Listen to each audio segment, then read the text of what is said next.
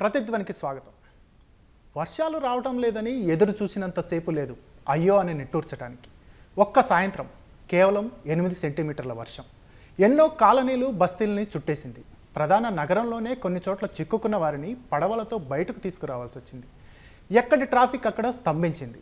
హైదరాబాద్ మహానగరం వర్షాకాలం కష్టాలని మరోసారి కళ్ళకు కట్టింది. ఒక్కరోజుకే ఇలా ఉంటే సీజన్ మొత్తం పరిస్థితి ఏంటి? విశ్వనగరంలో వర్షం పడితే చాలు ఈ వణుకుడు ఎందుకు? ఏళ్లుగా ఉన్న సమస్య. నీళ్లు ఎక్కడ ఆగుతాయో తెలుసు, ఎందుకు ఆగుతాయో తెలుసు, పరిష్కారం కోసం ఏం చేయాలో కూడా తెలుసు. అయినా ఏటా వానాకాలం వస్తే చాలు పదే పదే ఎందుకు ఈ బాధలు? ఇదే అంశంపై నేటి ప్రతిధ్వని. చర్చలో పాల్గొంటున్న ప్రముఖులు professor Gopal Nayak, OU civil engineering విభాగం, డబ్ల్యూజీ ప్రసన్న కుమార్, ప్రముఖ పర్యావరణవేత్త, డి నరసింహారెడ్డి, పట్టణ వ్యవహారాల నిపుణుడు.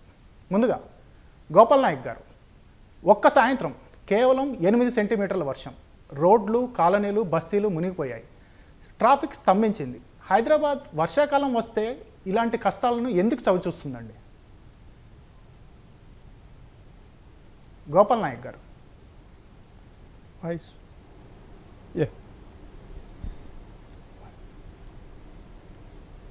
గోపాల్ నాయక్ గారు చెప్పండి sir. Hello, yeah voice break అవుతుంది. Okay sir. Yeah, thank you Kumar garu. మీరు ప్రతిసారి ఈ వర్షం పడే ముందు ఇది చేస్తూ ఉన్నారు. అవును, హలో చెప్పండి చెప్పండి గోపాల్ నాయక్ గారు చెప్పండి. వినిపిస్తుందా? వినిపిస్తుందండి, వినిపిస్తుందండి, చెప్పండి. సో ఇదే మనం థ్యాంక్ యూ అండి. ఈటీవీ వాళ్ళకి నా యొక్క ధన్యవాదాలు. ఇప్పుడు ఎవ్రీ టైము మనం వర్షాలు పడ్డప్పుడు చర్చించుకుంటున్నాము, మన ఎక్స్పర్ట్స్ కూడా మాట్లాడుతున్నాము, పదే పదే అదే విషయాలని మళ్ళీ మనం డిస్కస్ చేసుకుంటూ ఉన్నాము. ఇది అందరికీ తెలిసిన విషయమే.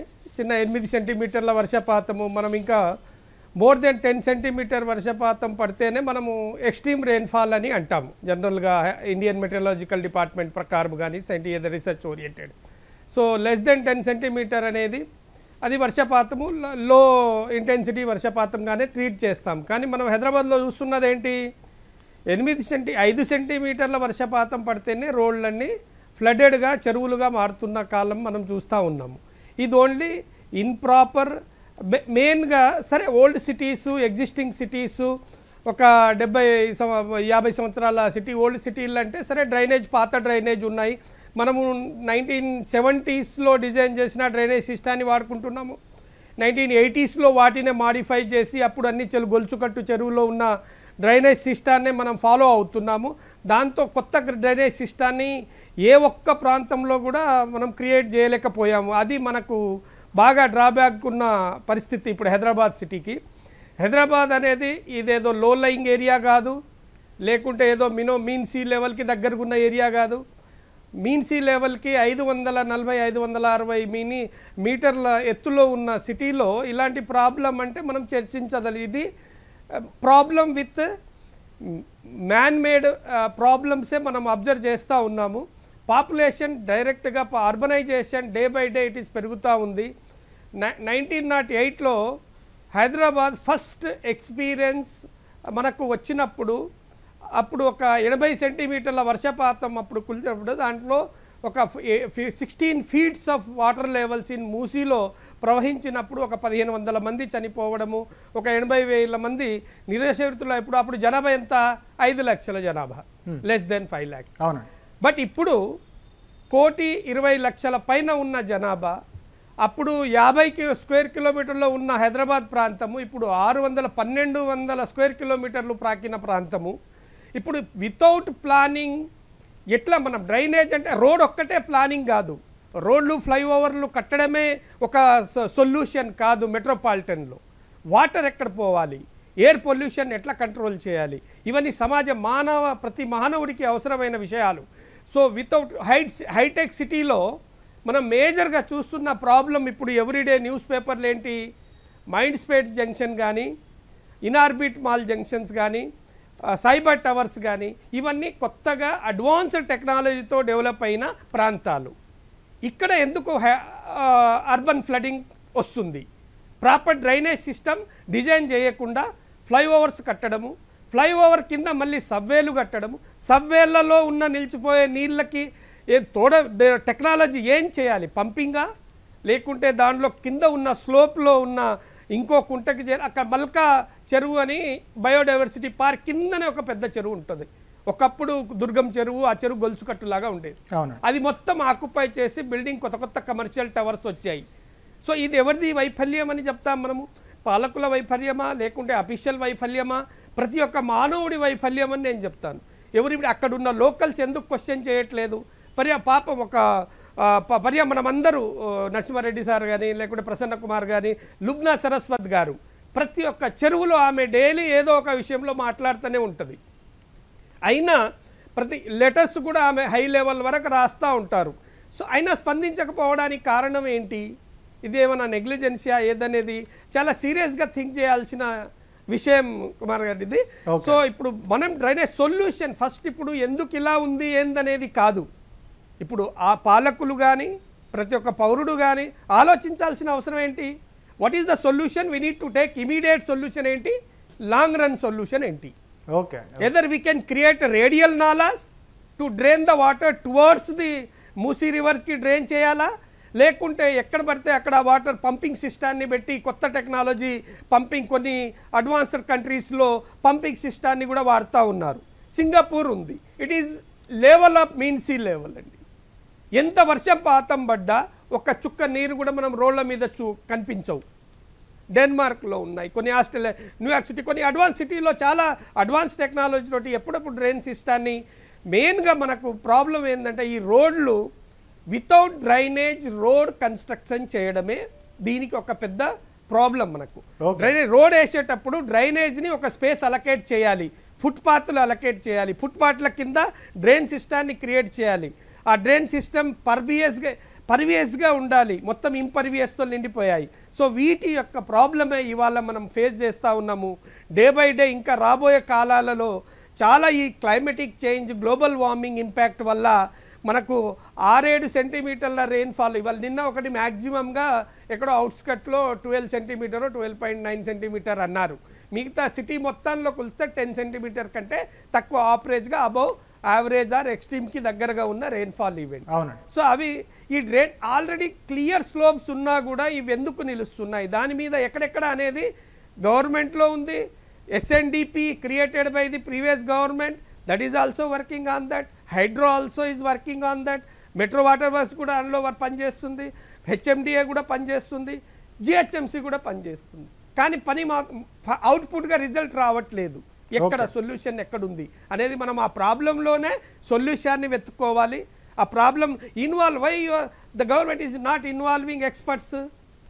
అడ్వైజ్ ఇవ్వగలుగుతాం, ప్రొఫెసర్స్ ఉన్నారు, సైంటిస్ట్ ఉన్నారు, కొన్ని ఎన్జిఓస్ ఉన్నారు, వాళ్లకు ప్రతి ప్రాబ్లం లాస్ట్ 50-60 సంవత్సరాల నుంచి ఎక్స్పీరియన్స్ ఉన్న వాళ్ళు. Why can't take their opinion and go for the further more ఏం చేయాలనేది. ఇప్పుడు ఏదో ఫ్లైఓవర్ మీద కోట్లలో పెడితే సొల్యూషన్ కాదు, ఫ్లైఓవర్ కింద ఉన్న డ్రైనేజ్లో కూడా పైసలు అమౌంట్ ఒక ఎక్స్పెండిచర్ని పెట్టి మనం సొల్యూషన్ని తీసుకురావాలా. సో అది ఇప్పుడు చేయాల్సింది. Everywhere you have to create the new drainage system, revamp the old existing drainage system. Old city ప్రతి ప్రాంతంలోనూ మేజర్గా ప్రాబ్లం ఎప్పుడు మనం చూస్తున్నవే. ఎక్కడ సికింద్రాబాద్ కంటోన్మెంట్ ఏరియా కానీ, కొత్తపేటలో కానీ ఈ ఏరియాలో మనం చూస్తూ ఉంటాం.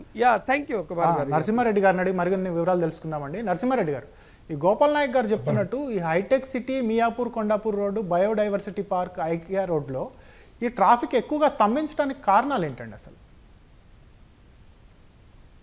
మొట్టమొదట అంటే వర్షాకాలము, వర్షం లేనప్పుడు కూడా అక్కడ ట్రాఫిక్ స్తంభించే పరిస్థితి చూస్తున్నాం. ఇప్పుడు కొత్తగా కట్టిన ఫ్లైఓవర్లతో కూడా అదేం తగ్గట్లేదు. మనకు మొట్టమొదట కనపడేది ఏంటంటే వాహనాల సంఖ్య. తర్వాత అక్కడ ఆ ప్రాంతంలో మనకు నైరుతి హైదరాబాద్లో ఎక్కువగా కార్లే ఉంటున్నాయి. అంటే ఆ కార్లలో ఒకళ్ళు ఇద్దరు ఉంటారు, కార్ల సంఖ్య ఎక్కువ ఉంది, దానివల్ల ట్రాఫిక్ జామ్స్ అక్కడ ఎక్కువ అవుతుంది. ఇప్పుడు రోడ్లు మనం 3 లేన్లు 6 లేన్లు చేసినా కూడా సమస్య పెరుగుతుంది. ఎందుకంటే కేవలము వాహనాల సంఖ్యనే కాదు, వాహనాలు నడిపే కల్చర్ ఏదైతే ఉందో ఒక లేన్ సిస్టమ్ పాటించరు. కార్లు ఉన్నా కూడా ఒక్కోళ్ళు కూడా లేన్ సిస్టమ్ పాటించరు. ఓకే. ఆ 3 లేన్లు 4 లేన్లు ఉన్నా కూడా అడ్డదిడ్డంగా ప్రయాణం చేయడంతో ఆ ట్రాఫిక్ జామ్ కూడా అవుతుంది. ఇక మూడోది, వర్షం పడినప్పుడు మనము 8 సెంటీమీటర్లు 10 సెంటీమీటర్లు అంటున్నాం. 2 సెంటీమీటర్లు పడ్డా కూడా రోడ్డు మీద చిన్న ఒక పూల్ ఉన్నది అంటే మనకు ఒక చిన్న గుంత ఉండి గుంతలో నీళ్లు ఉంటే అక్కడ పోవడానికి ఇబ్బంది పడతారు వాహనాలు. కాబట్టి 3 లేన్లు ఉన్నది అప్పటికి ఒకటే లేన్ అయ్యే ప్రమాదం ఉంది. దాంతో కూడా ట్రాఫిక్ స్తంభిస్తున్న పరిస్థితి. ఓకే. అంటే ఇప్పుడు మనం హెచ్ సిటీ కింద 7,000 కోట్ల పెట్టుబడులు పెడుతున్నారు ఇప్పుడు గవర్నమెంట్. అయితే గోపాల్ నాయక్ గారు అన్నట్టు 7,000 కోట్లలో స్టామ్ వాటర్ డ్రైన్స్ కూడా ఉన్నా అసలు స్టామ్ వాటర్ డ్రైన్స్ కి స్థలం ఎక్కడ ఉంది? ఆ రోడ్లు ఆ రోడ్లతోటే నిండిపోయింది అక్కడ, లేదా పక్కన బిల్డింగ్. మనము మాస్టర్ ప్లాన్ లో ఎక్కడ స్టామ్ వాటర్ డ్రైన్స్ కి కానీ, అసలు అర్బన్ ఫ్లడ్ సిస్టమ్ కి, పట్టణ వరద ప్రణాళికకు ఎక్కడ అవకాశమే లేదు. ఇక ఆ మనం సంస్థలు ఉన్నాయి, ఆ సంస్థ ఈ సంస్థ 50 సంస్థలు ఉన్నాయి. కానీ మీరు అడగని ఒక్క సంస్థనన్నా మీ ఏ సంస్థ పెట్టుబడి పెడుతున్నారు? ఇప్పుడు చట్ట ప్రకారము నీళ్లు, స్టామ్ వాటర్, చెరువులు, ఇవన్నీ కూడా మురికి నీళ్లు అన్నీ కూడా హైదరాబాద్ మెట్రో వాటర్ బోర్డు కింద ఉంది. కానీ ఆ హైదరాబాద్ మెట్రో బోర్డు ప్రతి నెల ఎలక్ట్రిసిటీ బిల్లులు కట్టడానికనే సరిపోతుంది. వాళ్ళకి ఆదాయము తక్కువ, ఖర్చు ఎక్కువ. అందుకని ఈ 30 ఏళ్లలో వాళ్ళు అసలు ట్రంక్ పై మెయిన్ పైప్ లైన్లే వేయలేదు. ఒకటే ఆ కాచిగూడ దగ్గర ఎక్కడ వేశారు. మరి నైరుతి హైదరాబాద్లో పెద్ద పెద్ద బిల్డింగ్లు వస్తే డ్రైనేజ్ మురికి నీటి ఆ, వ్యవస్థ లేనే లేదు. కొండాపూర్లో ఒకప్పుడు 14%, ఇప్పుడు ఆ కోకాపేట, కాజాగూడ, మణికొండ ఈ ప్రాంతాలన్నీ కూడా 10% కంటే ఎక్కువ లేవు మురికి నీటి వ్యవస్థ. మరి ఈ పెద్ద పెద్ద బిల్డింగ్లు కట్టినప్పుడు వాళ్ళ దగ్గర లక్షలలో వసూలు చేస్తారు. ఆ డబ్బంతా ఎక్కడ పోతుంది? పెట్టుబడి అక్కడే ఎందుకు వస్తలేదు? ఆ మురికి నీటి పారుదల వ్యవస్థ ఎందుకు లేదు అనేది ఒకటైతే, వర్షం పడినప్పుడు ఆ వర్షాన్ని నేరుగా దగ్గరలో ఉన్న చెరువు కానీ, ఆ మన నదికి కానీ తీసుకెళ్లే అవకాశము ఆ, ఉండే స్టామ్ వాటర్ డ్రైన్స్ మొత్తము క్లాగ్ అయిపోయినాయి. సో ఈ రెండు ఆ, కారణాల వల్ల సంస్థలు పనిచేయకపోవడము, సంస్థలకు ఉన్న నిధులను సరిగా వినియోగించకపోవడము, తర్వాత అసలు ప్రణాళికనే లేకపోవడం. ఇప్పుడు హైదరాబాద్ మాస్టర్ ప్లాన్ గురించి 2 ఏళ్ల నుంచి మాట్లాడుతుంది ఈ ప్రభుత్వం. అంతకుముందు ఆ ప్రభుత్వం ఏదో 2012 అవకతవకల మాస్టర్ ప్లాన్ మేము సరి చేస్తాము, 8 మాస్టర్ ప్లాన్లను కలిపి ఒకటి చేస్తామన్నారు. అది ఇప్పటివరకు జరగలేదు. ఇప్పుడు కొత్తగా మాస్టర్ ప్లాన్ తయారవుతుంది అంటూనే ఉన్నారు, ఇంకోవైపు ప్రాజెక్టులు ప్రకటిస్తూనే ఉన్నారు. ఈ పొంతన లేని ప్రణాళికలు, పొంతన లేని పెట్టుబడుల వల్ల ఈ అసలు చిన్న సమస్యలు కానీ, అసలు పరిష్కరించాల్సిన సమస్యలు కానీ వాటి మీద దృష్టి లేదు. ఆ, ప్రభుత్వానికి ఒక ఆలోచన కూడా లేదు. అందుకే ఇప్పుడు ఇప్పుడు చూడండి, ఆ హైదరాబాద్ పెట్టుబడి అంతా కూడా అప్పులు ఇప్పటికీ ఆ, గత ప్రభుత్వము 2.5 లక్షల కోట్లు పెట్టినామన్నది. ఇప్పుడు ఈ ప్రభుత్వం వచ్చిన 1.5 ఇయర్లో 1.5 లక్షలు పెట్టుబడి పెట్టినామన్నారు. ఎక్కడ పెట్టారు అవి? అంతా ఒకటే నైరుతి వైపే. ఓకే. మరి మిగతా హైదరాబాద్ సంగతి ఏంది? ఓకే. ఓకే. తర్వాత ఎక్కువ శాతము నివాసం ఉండేది ఇక్కడ ఉంటారు, ఆఫీసులకు అక్కడికి వెళ్తారు. అక్కడ నివాసం ఉండే పరిస్థితి కల్పించిందా ఆ ప్రభుత్వం? కోకాపేటలో ఈరోజు ఎకరా 600 కోట్లు ఉంటే అక్కడ అపార్ట్మెంట్ కొనడానికి స్తోమత ఎంతమందికి ఉంటుంది? మీరు భూమి ధరలు పెంచి మేమేదో అభివృద్ధి చేసినామని మాట్లాడతారు పాలకులు. ఆ ఈ ఇట్లా చేస్తే రోజు ప్రయాణం చేయాల్సిందే, ఎందుకంటే నివాసం ఎక్కడ ఉండి అక్కడికి ఆఫీస్కి అక్కడికి వెళ్ళాల్సి వస్తుంది. అంటే ఓకే ఈ ఓకే నరసింహారెడ్డి అభివృద్ధి గారు. ప్రణాళిక సరిగా లేదు. ప్రసన్న కుమార్ గారు, సార్ హైదరాబాద్ నగరం వానాకాలం కష్టాలు చూడటం ఇదే మొదటిసారి అయితే కాదండి. గత వరదల నుంచి మనం ఏమన్నా పాఠాలు నేర్చుకున్నామా లేదా? మీ పరిశీలనలో తేలిన అంశాలు ఏంటండి?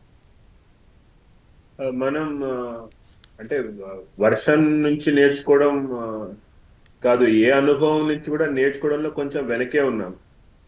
అంటే మన ప్రణాళిక, సమాజ ప్రణాళిక కానీ ప్రభుత్వ ప్రణాళిక కానీ అవసరానికి తగ్గట్టుగా ఉండాలి. అవసరం మారుతున్న కొద్దీ ప్రణాళిక కూడా మారుతూ ఉండాలి. అయితే మనం ప్లాస్టిక్ని, సింగిల్ యూజ్ ప్లాస్టిక్ని బ్యాన్ చేయడం 2023లోనే బ్యాన్ చేసుకున్నాం. కానీ ఇబ్బడి ముబ్బడిగా ప్లాస్టిక్ వాడకంలోనే ఉంది. ఆ ప్లాస్టిక్ వేస్ట్ రోడ్డు మీద పడేయడం, చెత్త కుండీల్లో పడేయడం, బయట పడేయడం, ఇవన్నీ కూడా వర్షానికి వెళ్ళి ఎక్కడి నుంచి అయితే నీళ్లు డ్రైన్స్లోకి వెళ్ళాలో వాటన్నిటిలో ఆపడం, అవన్నీ ఆగిపోవడం. రోడ్డు మధ్యలో మున్సిపల్ శాఖ వాళ్ళు, ఈ హైడ్రా వాళ్ళు మనిషి నిలబడి మ్యాన్ హోల్ తీసి నీళ్ళని వదిలి బయటికి పోయేటట్టుగా చేయాల్సిన పరిస్థితి ఏర్పడుతుంది. సో దీనికి కారణం మనం డ్రైన్స్ సమస్య ఒకటైతే, రోడ్ల సమస్య ఒకటైతే, ఎత్తు వంపులు సమస్య ఒకటైతే, దానికంటే పెద్ద సమస్య ఏ నగరంలో అయినా ఇప్పుడు ఈ ఇబ్బడి ముబ్బడిగా ప్లాస్టిక్ వాడేసి ప్లాస్టిక్ వ్యర్థాలు బయట విసిరేయడమే పెద్ద సమస్యగా మారుతోంది. ఈ సమస్యని మనం అడ్రస్ చేయకుండా డ్రైనేజ్ సమస్యని పర్మనెంట్ గా మనం అడ్రస్ చేయలేం. సో దానికి సమాజ స్థాయిలోనూ ప్రభుత్వ స్థాయిలోనూ రెండు స్థాయిల్లోనూ అవసరమైనంత చర్యలు తీసుకోలేదని అనిపిస్తుంది. ఓకే, మీ పరిశీలనలో తేలిన అంశాలు ఏంటండి? ఈ వర్షాలకు సంబంధించి గత వరదలు ఇప్పటికీ ఉన్న పరిశీలనలో మీ పరిశీలనలో తేలిన అంశాలు ఏంటి? ఇదివరకేమో మనకి 18-19 సెంటీమీటర్ల వర్షం పడితే ముంపు ఉండే పరిస్థితి ఉండేది. ఇప్పుడు 8 సెంటీమీటర్ల వర్షానికే మనం ముంపు స్థాయికి వస్తున్నాం. చాలా ప్రాంతాల్లో నీళ్లు దారికి అడ్డం ఉండిపోతున్నాయి, రోడ్డులకు అడ్డంగా ఉంటున్నాయి. అంటే మనం ఇంకా ఎక్కువ ప్రాంతాల్లో ఇంకా ఎక్కువ మేరకు మనం ప్లాస్టిక్ వ్యర్థాలని వదిలేసాము, ఆ నీళ్లు పోకుండా ఆపుతున్నాము అనేది స్పష్టంగా కనిపిస్తోంది. అయితే ఈ 8 సెంటీమీటర్ల వర్షాలే ఎక్కువ కాలం ఎక్కువ పడే అవకాశాలు ఉన్నాయి ఫ్యూచర్లో.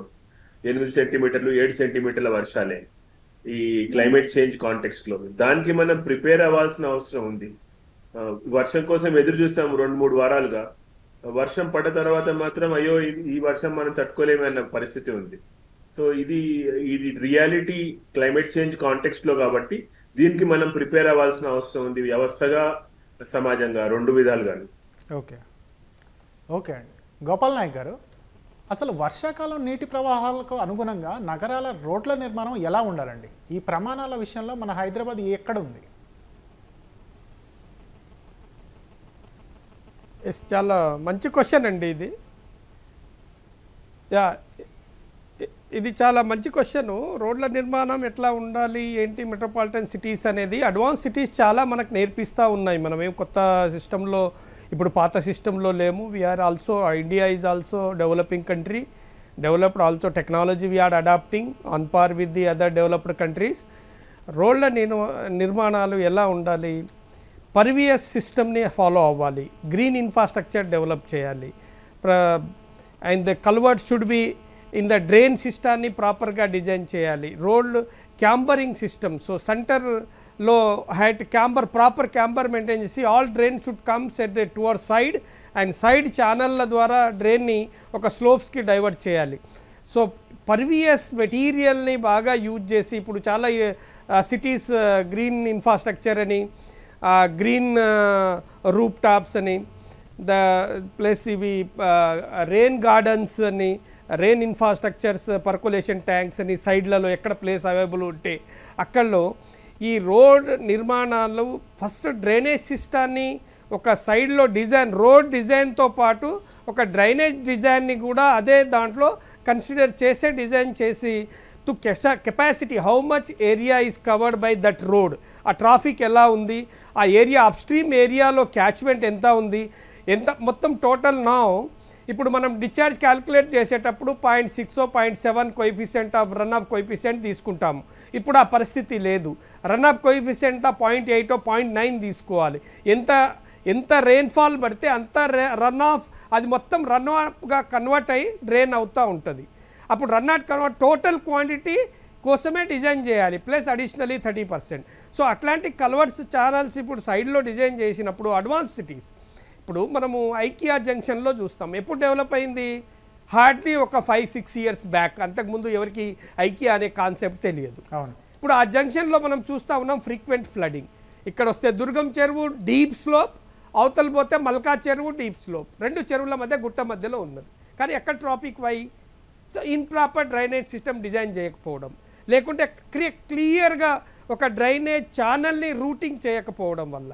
సో ఇవన్నీ కోఆర్డినేషన్ బిట్వీన్ జిహెచ్ఎంసి, R&B ఎవరైతే రోడ్ టేకప్ చేస్తారో, either it is a national road or urban city roads or GHMC వాళ్ళు కానీ, HMDA and metro water works and department of revenue also will. ఇప్పుడు మనకు మైండ్ స్పేట్ జంక్షన్ ఉంది, అన్ని corporate companies ఉన్నాయి, వేల కోట్ల turnover. Why can't they give a CSR కింద వేసి వాళ్ళతోటే ఎందుకు డెవలప్ చేయకూడదు ఆ డ్రైనేజ్ సిస్టాన్ని? వై గవర్నమెంట్ షుడ్ బేర్ అది huge amount and provide facility to the system. వాళ్ళ ఎంప్లాయీకి వాళ్ళు కార్పొరేట్ ప్రతి ఛార్జ్ చేయాలి. ప్రతి ఒక్క మల్టీనేషనల్ ఎంఎన్సీస్ తోటి మాట్లాడి చేసి వాళ్ళతోటే డ్రైనేజ్ సిస్టాన్ని డైరెక్ట్గా మనం ఒక క్లియర్ ఛానల్ సైడ్ పోయేటట్టు డ్రైనేజ్ చేయాలి. అన్ని ఎంఎన్సీస్ ముందుకు రావాలి. ఆ ముందుకు వచ్చి వాళ్ళు సెల్ఫ్ సపోర్టెడ్గా ఆ సిస్టాన్ని డెవలప్ చేసి ఈ road road both side, one side capacity సరిపోదు, బోత్ సైడ్ ఒక నాలా కల్వర్ట్గా అండర్ గ్రౌండ్ ఛానల్ని క్రియేట్ చేసి ఆ channel clear slope, clear contour based slopes, అది ఆ స్లోప్స్ క్రియేట్ చేసి అవి డైరెక్ట్ టువర్డ్స్ ది నాలాలు, మేజర్ నాలాస్ ఎక్కడైతే ఫ్లో అవుతున్నాయో ఆ నాలాకు ఇవన్నీ చేసినప్పుడే మనము మూసీ రివర్ రీజన్యునేషన్ కానీ రివర్ని మళ్ళీ పునరుద్ధరించడానికి కూడా చేసే అవకాశాలు ఇవన్నీ సాధ్యపడతాయి. ఇవి చేయనంత వరకు ఏదైనా ఏ డ్రైన్ అయినా మొత్తానికి కొలిచేది మనకు రెండు సిస్టాలు లేవు. అర్బన్ సివరేజ్ సిస్టమ్ అదే లైన్ పోవాలా, స్టామ్ వాటర్ కూడా అదే సిస్టంలో పోవాలి. సిస్టమ్ ఒకటే, కానీ మనం we have to earlier develop సిటీలో ఎలా ఉంటాయి, అర్బన్ డ్రైనేజ్ సిస్టమ్ సపరేట్ ఉంటుంది, సివర్ డ్రైనేజ్ సిస్టమ్ సపరేట్ ఉంటుంది. అది రెండు కల్పవు. Because sewer drainage directly leads to the STPs. అవి డైరెక్ట్ ఎస్టీపీలో ట్రీట్మెంట్ అయిన తర్వాతనే నార్మల్ డ్రైన్ సిస్టానికి అవి లింక్ అవుతాయి. సో అలాంటి సిస్టమ్ మన దగ్గర లేదు, కానీ ప్రతిదీ డ్రైనేజ్ సిస్టంలోనే ఉంది. ఆ డ్రైనేజ్ సిస్టంలో ఎస్టీపీలు ఉన్నాయి. ఎస్టీపీలు పర్ఫార్మెన్స్ ఎఫిషియన్సీ రిపోర్ట్ తెప్పించుకోండి గవర్నమెంట్లో. ఎఫిషియన్సీ 300 గోపాల్ నాయక్ గారు మళ్ళీ చర్చిద్దామండి ఈ విషయం. పర్ఫార్మెన్స్ ఎఫిషియన్సీ ఎస్టీపీ సిటీపీలు అవి తెప్పిస్తే మనకు ఎంత పర్ఫార్మ్ చేస్తున్నాయనే తెలుస్తాయి. సో అవన్నీ ఆ రూట్ ఛానల్స్ ఇవన్నీ చాలా మనకు కొన్ని గ్యాప్స్ ఉన్నాయి. ఆ గ్యాప్స్ చాలా సీరియస్గా థింక్ చేసి పూరాల్సిన అవసరము ఎంతైనా ఉంది. Government also think in that way, and officials who are involving with that, they are also equally responsible for that. Okay అండి, ఓకే. నరసింహారెడ్డి గారు, ఈ కాలనీలు రోడ్లపై నీళ్లు నిలిచాయంటే సరే అండి, శుక్రవారం నాటి వర్షంలో కొండాపూర్ ప్రాంతంలో వంతెనపై నీళ్లు నిలిచాయి. అసలు ఈ దృశ్యాలన్నీ వైరల్ అయ్యాయి. ఈ పరిస్థితికి కారణం ఏంటంటారు?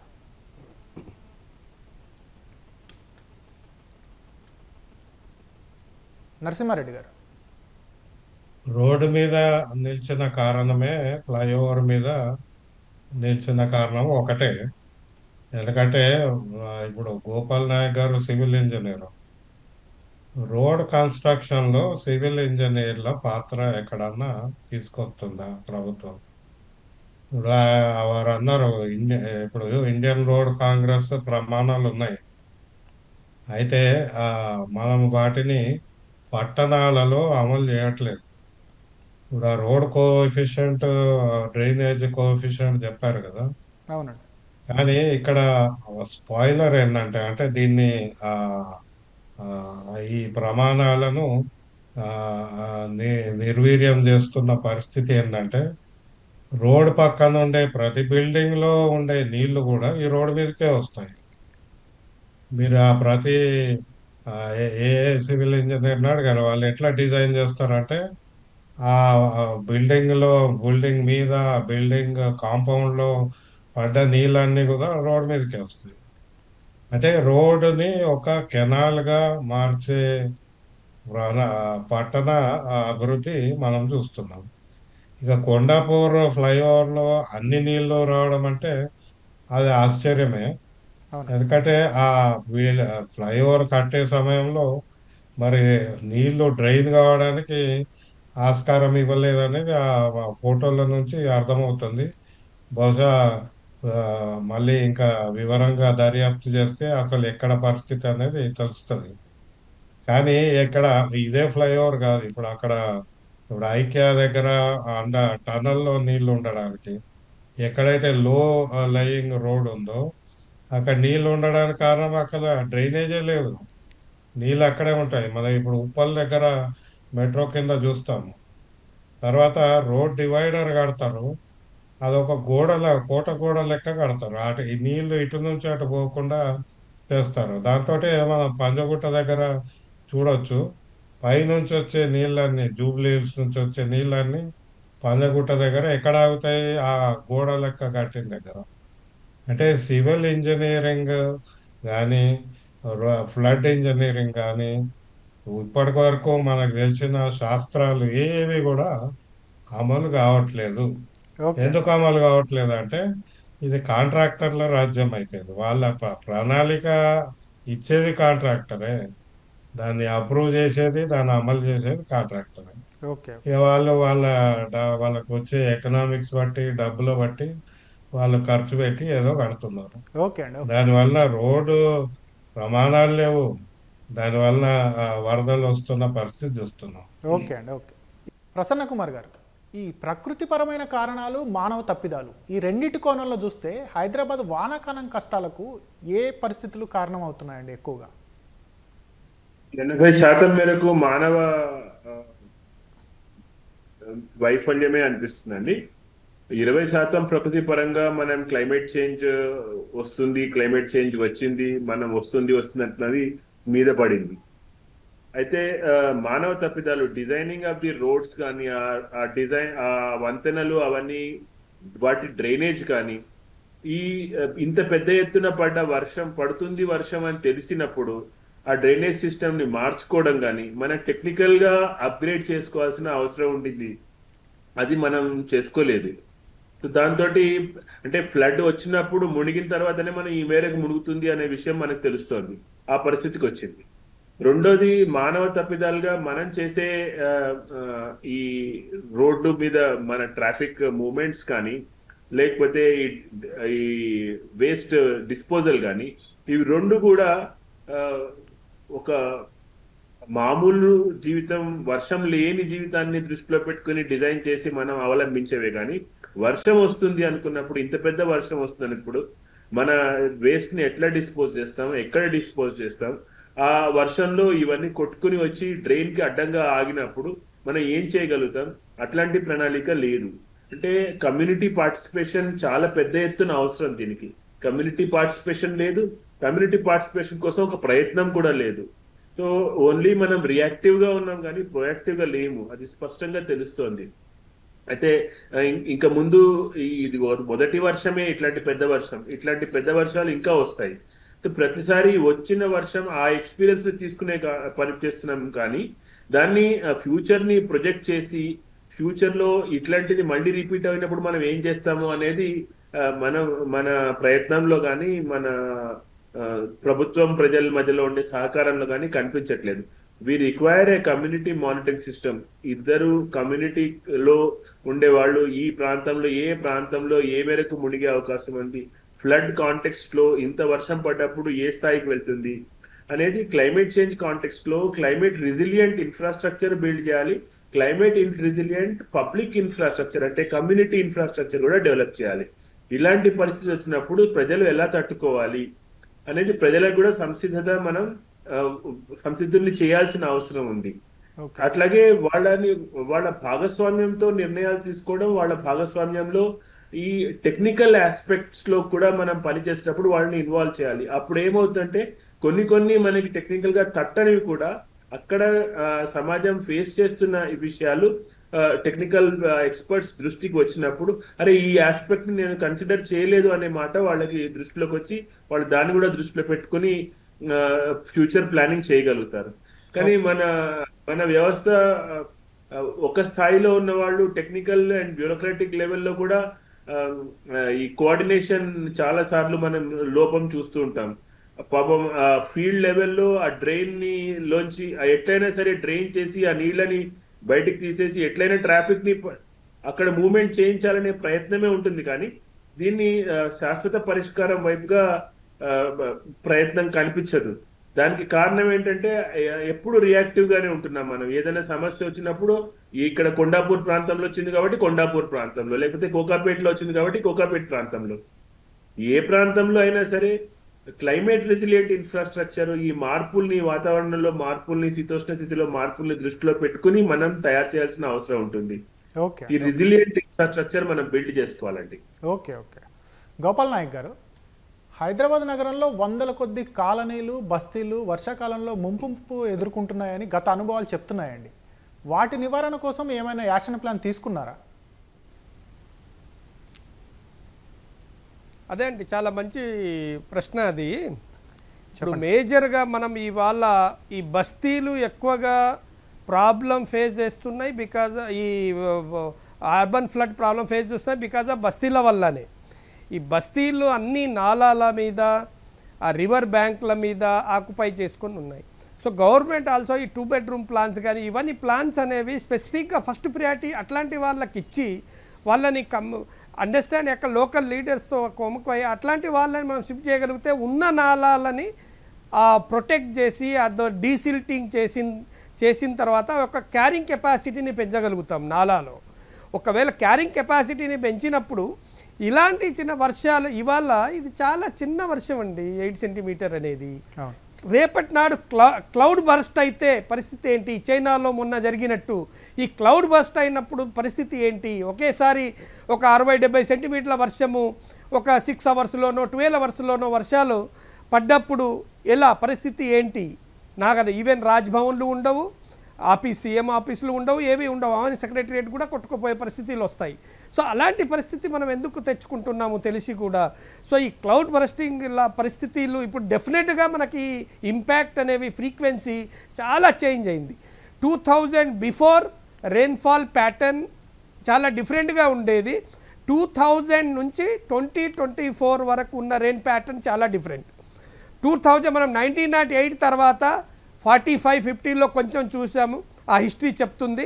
70లో ఒక చిన్న 36 or 70 centimeter రెయిన్ఫాల్ పడ్డది. తర్వాత ఆఫ్టర్ ఓన్లీ 90s and 2000లోనే మనము 30 centimeter 20 centimeter రెయిన్ఫాల్ ఫ్రీక్వెంట్గా చూస్తూ ఉన్నాం.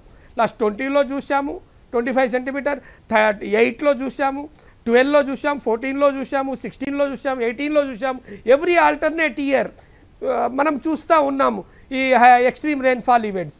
అవే ఈవెంట్స్ ఇదే క్లైమేట్ వేరియేషన్ వల్ల కానీ, ఈ హీట్ ఎక్కడం వల్ల కానీ ఇట్లాంటివి జరిగితే రేపటి నాడు సడన్గా మనకు ఈ క్లౌడ్ బస్టింగ్ యాక్టివిటీస్ గాన మన దగ్గర ఉంటే మన పరిస్థితి ఏంటి? ఇలాంటి నగరాలు బెంగళూరు కానీ, చెన్నై కానీ, హైదరాబాద్ కానీ, అహ్మదాబాద్ కానీ, వడోదర కానీ, ఇట్లాంటి కలకత్తా కానీ ఇట్లాంటి మెట్రోపాలిటన్ సిటీస్ పరిస్థితులు ఏంటి అసలు ఎలా మనం ఊహించలేం. సో ఫస్ట్ ఈ మొదటగా గవర్నమెంట్ కావచ్చు ఆర్ ఎన్జిఓస్ ఎవరైనా ఉండని ఫస్ట్ ఈ నాలాల మీద ఆక్యుపై చేసిన బస్తీలని క్లియర్ కట్గా మనకి ఎంత నాలా సైజ్ కావాలి, మనకు వచ్చే ఒక 50 సంవత్సరాలు ఒక 100 సంవత్సరాల టైం పీరియడ్ తీసుకొని ఫ్లో అనాలిసిస్ క్యాల్కులేట్ చేసి ఆ డేటా తోటి మనం చేసినట్లయితే ఇప్పుడు మూసీలో ఉంది మనం ఎంత 1908 అప్పుడు ఒక 6 లక్షల 9 లక్షల క్యూసెక్స్ల ఫ్లో వచ్చింది మూసీలో. ఆ తర్వాత 6 లక్షలు ఎప్పుడు దాటలేదు. సో రెయిన్ఫాల్ 80 సెంటీమీటర్ ఎప్పుడు దాటలేదు. కాబట్టి ఒకవేళ అదే 9 ఇప్పుడు 2-3 లక్షల క్యూసెక్లు ప్రవహించే నది కెపాసిటీలోనే మనం వరదలు చూస్తూ ఉంటే రేపటి నాడు 80 సెంటీమీటర్లు 100 సెంటీమీటర్ల రెయిన్ఫాల్ వచ్చినప్పుడు ఒక 10 లక్షల క్యూసెక్ల వాటర్ పైనుంచి వచ్చినప్పుడు క్యాచ్మెంట్ అంతా అప్పుడేంటి హిమాయత్ పైన ఉన్న క్యాచ్మెంట్ అంతా పర్వియస్సే, అంతా అగ్రికల్చర్ ల్యాండ్ ఉండేవి ఆ రోజుల్లో లాస్ట్ 2-3 డికేస్ ముందు. ఇప్పుడు అవన్నీ ఒక 50 కిలోమీటర్ల రేడియస్లో కూడా అంతా పేవ్డ్ సర్ఫేస్ అయిపోయినాయి, అంతా కన్స్ట్రక్షన్ యాక్టివిటీస్ వచ్చాయి. ఎక్కడ కూడా వాటర్ ఇంకే పరిస్థితి లేదు, వాటర్ ఫ్లో ఉండాలి. బ్లూ ఇన్ఫ్రాస్ట్రక్చర్ లేదు, గ్రీన్ ఇన్ఫ్రాస్ట్రక్చర్ లేదు, రెయిన్ ఇన్ఫ్రాస్ట్రక్చర్ లేదు, పర్కులేషన్ ట్యాంక్స్ లేవు, ఉన్న చెరువులు పోయాయి. సో వీటిని సస్టైన్ చేసే కెపాసిటీ, సస్టైన్ చేసే టెక్నాలజీ పైన ఎక్కడ లేదు. కాబట్టి ఇవి ఎంకరేజ్ చేయాలి. ఈ క్యారింగ్ కెపాసిటీని కంపల్సరీ పెంచాలి. ఇంకోటి మనకు లాస్ట్ గవర్నమెంట్ ఏం చేశారు, చాలా మంచి ఉద్దేశంతో strategic nala development project corporation ఒకటి ఎస్టాబ్లిష్ చేశారు. ఓకే, అది దానిలో కొన్ని కల్వర్ట్ బాటల్ నెక్స్ తీసేశారు, వాళ్ళు చిన్న బాటల్ నెక్స్ ఉన్నవి తీశారు, చిన్నవి ఉన్నాయి. కానీ అలా పని కాదు, హైడ్రా లాగా పని చేయాలి. హైడ్రా ఇప్పుడు ఉన్నారు, సరే ఇప్పుడు ఉన్న ఎఫెక్ట్ ఇంకా ఒక 50%, 10%, 30% వాళ్ళు చేయగలుగుతున్నారు. ఈ ఎస్ఎన్డిపిని కూడా హైడ్రా కిందకి ఎందుకు తీసుకురాకూడదు? అది కూడా ఒక వాటర్ ట్యాంక్ రిలేటెడ్ యాక్టివే కదా, ఒక నాలా ఆక్యుపై అక్కడే కదా. సో నా సజెషన్ ప్రకారము, as per my intellectual suggestion, SNDP అనేది strategic nala development corporation should work under HYDRAA only. ఇండివిజువల్గా వాళ్ళు చేయలేరు, ఇండివిజువల్గా దానికి పవర్స్ లేవు, ఇండివిజువల్గా అది డిసిషన్ తీసుకోలేదు. కాబట్టి it has to work from GHMC ఇంజనీరో, లేకుంటే అక్కడ జిహెచ్ఎంసీ అన్నప్పుడు వాళ్ళకి రొటీన్ ప్రొసీజర్ ఉంటాయి. కాబట్టి రొటీన్ ప్రొసీజర్లతో నాలా డెవలప్మెంట్ పనులు జరగవు. దానికి ఒక ప్రముఖమైన అధికారాలు కావాలి, ఒక డైరెక్షన్స్ కావాలి, ఒక డైరెక్ట్ స్ట్రేట్ హెడెడ్ బై ఒక chief minister, headed by the chief secretary అనే ఒక బాడీతో పనిచేయాలి. అప్పుడే ఇట్లాంటి నాలాలు బాటల్ నెక్ తీయగలుగుతాము, నాలా పూడికతీత పనులు చేయగలుగుతాము. ఇప్పటి వరకు ఒక్క సింగిల్ నాలా కూడా పూడిక పని కాలేదు. ఎస్ఎన్డిపి ఫామ్ అయ్యి ఆల్మోస్ట్ 7-8 ఇయర్స్ అవుతుంది. ఒక సింగిల్ నాలా కూడా క్లియర్గా డీసిల్టింగ్ అనేది జరగలేదు. అది జరగాలి కదా, క్యారింగ్ కెపాసిటీ ఎక్కడ పెరుగుతుంది మనం అలాంటివి చేయకపోతే? ఇలాంటివన్నీ మనము మాన్యువల్గా తప్పిదాలు కొన్ని ఉన్నాయి, అవి ప్రొసీజర్లో చేయాల్సినవే, ఒక రోజుతో చేసేవి కాదు. ఎవ్రీ ఇయర్ డీసిల్టింగ్ అనేది, క్లియరింగ్ నాలా అనేది చేయాల్సిందే. నాలా చేయాలి, బాటల్ నెక్ తీయాలి. అండ్ ఈ ఎస్ఎన్డిపి లాంటి సంస్థలు చాలా పవర్ఫుల్గా పనిచేయాలి. అప్పుడే ఈ నాలాస్ అన్ని రివ్యాంప్ అవుతాయి. నాలాస్ అన్ని మళ్ళీ నెక్స్ట్ ఒక 2047కి ఇది పోవాలి మనం అంటే ఈ అప్పటి ప్లాన్ ఇప్పుడంతా జరగాలి. ఇప్పుడు జరిగితేనే మనం దాన్ని సస్టైన్ చేయగలుగుతాం. చాలా ప్రాబ్లమ్స్ లో ఇంకా రాను చాలా ప్రాబ్లమ్స్ మనము ఫేస్ చేయాల్సి వస్తుంది. కుమార్ గారు. ఓకే, నరసింహారెడ్డి గారు, ఎక్కడా లేని రీతిలో హైదరాబాద్లో 55 కిలోమీటర్ల మేర మూసి ప్రవహిస్తుందండి. కానీ అదంతా చిక్కిపోయి ప్రవహిస్తుంది కనిపిస్తుంది. దాన్ని ఏమన్నా ఫ్రీ చేయగలిగితే ఈ ముంపు సమస్యకు పరిష్కారం లభిస్తుందంటారా? ముంపు సమస్య నది భాగంలో చాలా తక్కువ ఉంది. నది పైన అటు ఇటు ఒడ్డున ఉన్న బస్తీలలో ఉంది. కాబట్టి మొత్తం మూసీ నది పునరుజ్జీవన ప్రణాళిక ఏదైతే అంటున్నారో అది పూర్తిగా సమగ్రంగా చేస్తే అప్పుడు ఈ సమస్య కొద్దిగా పరిష్కారం అయ్యే అవకాశం ఉంది.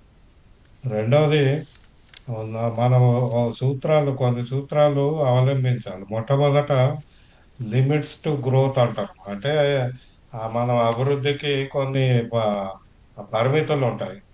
ఇప్పుడు 8 సెంటీమీటర్లకు మనం గగ్గోలు పెడుతున్నాం, రేపు పొద్దున 16 సెంటీమీటర్లకు పడుతుండొచ్చు. పడితే దానికి తగ్గట్టు ప్రణాళిక చేయగలుగుతామా? చేయలేము కదా. అందుకని ఇప్పుడు రోడ్ ఉంది, రోడ్లో 100 వాహనాలు పడతాయి. ఇప్పుడు నా 2047 వరకు ఇంకా 1,00,000 వస్తాయి అంటే రోడ్ని వెడల్పు చేయలేం కదా.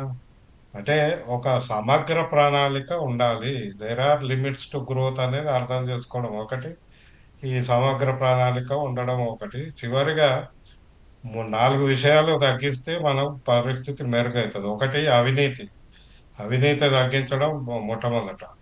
రెండోది, పారదర్శకత పెంచడం. పారదర్శకంగా ఏవీ లేవు మున్సిపల్ ప్రణాళికలు. మూడోది, ఇందాక ప్రసన్న కుమార్ అన్న సంప్రదింపులు. ఏ ప్రాజెక్ట్స్ చేపట్టినా ఆ సంప్రదింపులతోటి చేస్తే బాగుంటుంది. నాలుగోది, మనము ఒక సమగ్రంగా హైదరాబాద్ అభివృద్ధిని ప్రణాళిక తయారు చేసి అన్ని సంస్థలను సమన్వయం చేసే ఒక వ్యవస్థ రావాలి. ఆ వ్యవస్థ వచ్చినప్పుడే ఈ సమస్యలు తగ్గే అవకాశం ఉంటుంది.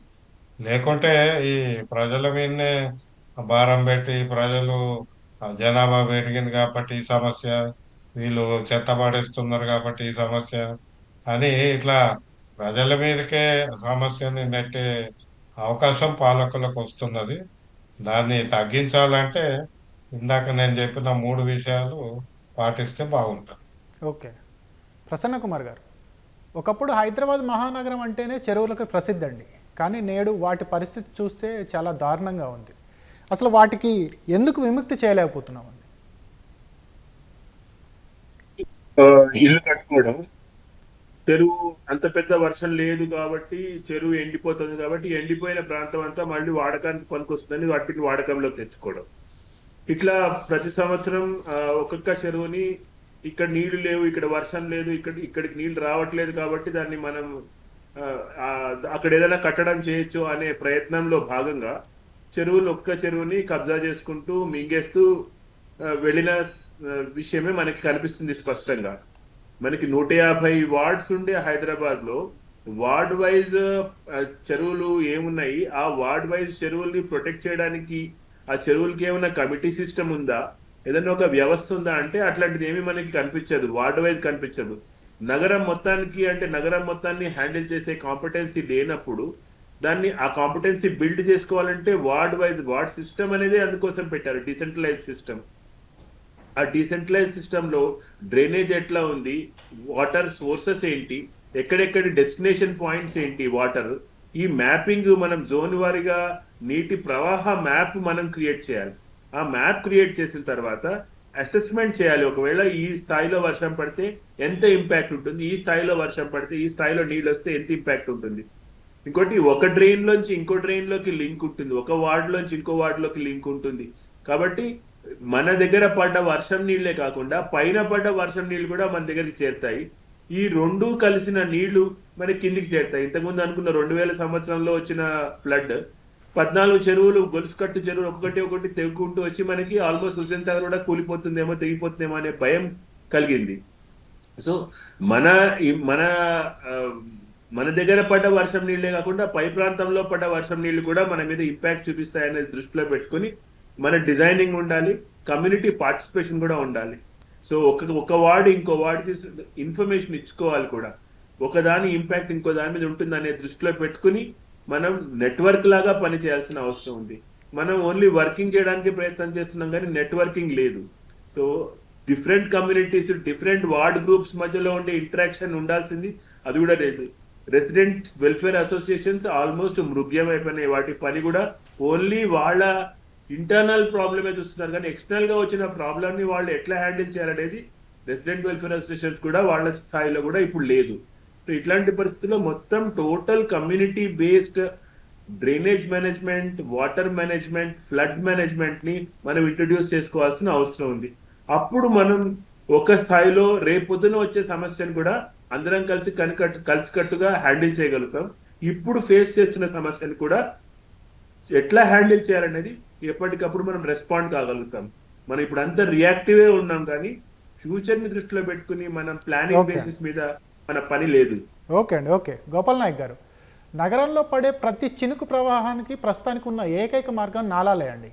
అవి కూడా ఆక్రమణలో ఉన్నాయి. ఈ సహజ ప్రవాహాలకు కబ్జాల అడ్డుకట్టలు ఎలా తొలగించాలంటారు? సార్ కొంచెం బ్రీఫ్గా చెప్పండి, మనకు టైం ఎక్కువ లేదు. రావట్లేదు. గోపాల్ నాయక్ గారు. ఓకే, నరసింహారెడ్డి గారు, సార్ మీరు చెప్పండి సార్. నాలాల ద్వారానే వరద ప్రవాహం వెళ్తుంది, అవి కూడా కబ్జాలకు గురై ఉన్నాయి.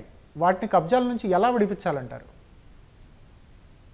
దానికి చట్టాలు ఉన్నాయి. నాలా ఎంత వెడల్పు ఉంటుంది, ఆ నాలా పక్కన బఫర్ ఉండాలని చట్టం ఉంది. చట్టం అమలు చేయడమే. కాకపోతే ఆ ప్రభుత్వం మీద, హైడ్రా మీద, జిహెచ్ఎంసి మీద నమ్మకం ఎందుకు లేదంటే ఒక్కొక్క దగ్గర ఒక్కో విధంగా చట్టం అమలు చేస్తున్నారు కాబట్టి ఆ దాని మీద కోపం ఉంటుంది తప్పితే, ఒకవేళ ఒక బ్యాలెన్స్డ్గా, న్యూట్రల్గా, పారదర్శకంగా చేస్తే ప్రజలే హర్షిస్తారు. పోయిన సంవత్సరం హైడ్రా పెట్టినప్పుడు ప్రజల స్పందన చాలా బాగుండేది. కానీ హైడ్రా క్రమంగా ఆ ఆ మద్దతుని కొనసాగించలేకపోయింది. ఎందుకంటే సెలెక్టివ్గా ఇక్కడో దగ్గర అక్కడో దగ్గర ఈ పొలిటికల్ ఒత్తిళ్లకు లోబడి ఆ అవినీతి అధికారుల వలన ఆ పూర్తి స్థాయిలో పనిచేయలేకపోతున్నారు. ఓకే అండి. ఓకే. నాలాలో వెడల్పు చేయడమే కాదు, మనము రోడ్డు మీదకి నీళ్లు రాకుండా నివారించడము కూడా ఓకే అండి. ముఖ్యమే. ఓకే. ఓకే. పాలకుల వైఫల్యం, మానవ తప్పిదాల కారణంగానే హైదరాబాద్ ముంపు కష్టాలు ఎదుర్కొంటుందని నిపుణులు చెప్తున్నారు. నమస్కారం.